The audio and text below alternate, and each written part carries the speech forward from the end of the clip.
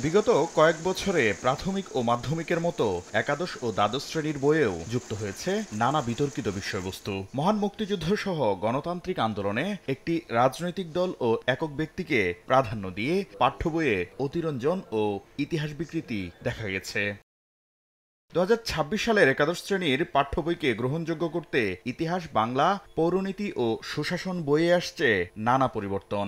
National curriculum coordination committee এনসিসিসির অনুমোদন সাপেক্ষে বিভিন্ন প্রকাশনীকে নানা নির্দেশনাও দিয়েছে জাতীয় শিক্ষাক্রম ও পাঠ্যপুস্তক বোর্ড এনসিটিবি।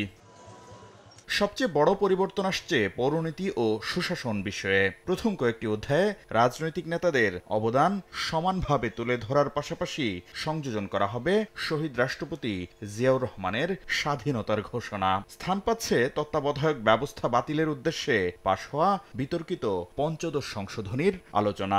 সবচেয়ে বেশি মুক্তিযুদ্ধের ইতিহাসে উপেক্ষিত হয়েছেন শহীদ রাষ্ট্রপতি জিয়াউর রহমান। স্বাধীন বাংলাদেশের অভ্যুদয় সবকিছু একটা দল এবং ব্যক্তি কেন্দ্রিক এটাকে পরিণত করা হয়েছিল। এই ধরনের ফেসিবাদ যেন তৈরি না হতে পারে সেই জন্য এগুলো পাঠ্যসূচিতে অন্তর্ভুক্ত হওয়া দরকার।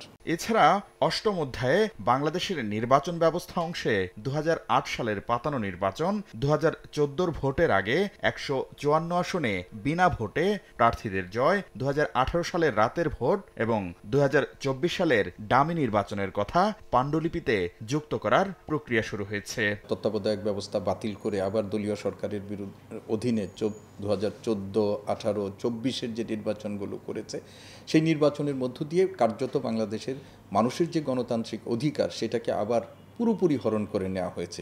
শিক্ষাবিদ ও কারিকুলাম বিশেষজ্ঞরা বলছেন, ফেসিবাদী শাসন আমলে পাঠ্য বইয়ে নির্দিষ্ট দল ও ব্যক্তিবিশেষের অতিরঞ্জিত বন্দনায় গ্রহণযোগ্যতা হারিয়েছে পাঠ্য বই। তাই নির্মোহ বয়ানের উপস্থাপনা জরুরি। জাতীয় প্রত্যাশার উপর ভিত্তি করে আমাদের জাতীয় শিক্ষা দর্শন এস্টাবলিশ করতে হবে।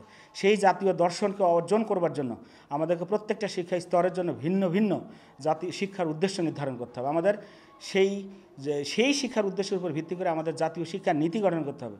সেই জাতীয় শিক্ষার নীতির উপর ভিত্তি করে আমাদেরকে জাতীয় শিক্ষা ক্রম তৈরি করতে হবে, প্রত্যেকটা স্তরের জন্য আলাদা আলাদা। তবে পাঠ্যপুস্তকের মতো জাতীয় ইস্যুতে ঐক্যমত্য না হলে কোনো পরিবর্তনেই সমাধান আনবে না বলে মনে করছেন শিক্ষাবিদরা। তারা এই কাজগুলো করবে। শাকির আহমেদ, সময় সংবাদ, ঢাকা। বৈষম্যহীন সমাজ প্রতিষ্ঠার জন্য যে